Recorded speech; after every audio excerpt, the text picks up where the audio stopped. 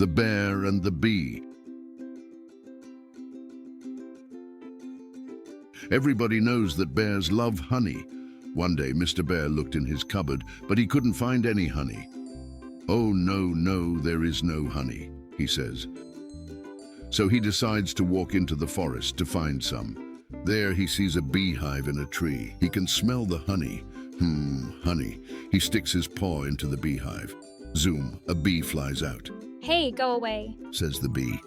"This is not your honey." Mr. Bear is annoyed. "I'm bigger and stronger than you," he says. "I can do what I want. Now buzz off."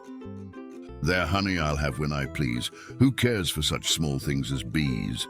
sings Mr. Bear. Mr. Bear sticks his paw into the beehive again and zoom, zoom, zoom, sting. "Oh," says Mr. Bear. The bee stings him right on his nose. My nose, oh, I'm so angry," growls Mr. Bear. He finds a big stick. He tries to hit the bee. He swings and he swings, but the bee is too fast. Mr. Bear gets angrier and angrier. "I will squash you. Come here," says Mr. Bear. The bee flies back into the beehive. Now you're trapped," yells Mr. Bear. He swings his stick at the beehive, smashing it to pieces.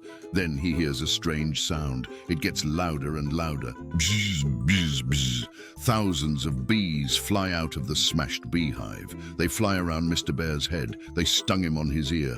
Zing, zing. They sting him on his elbow. They chase Mr. Bear through the forest. They sting him on his arms, on his legs, his hands, and especially on his nose. Zing, zing, zing.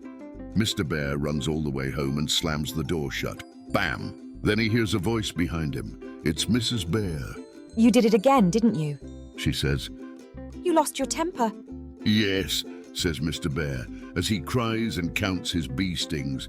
"Here's the bee sting medicine," says Mrs. Bear. "Didn't you look in the cupboard? The honey's behind the flower." Mr. Bear just grunted and sat down in his armchair. Join our community of kids who love to learn and have fun by subscribing to our channel.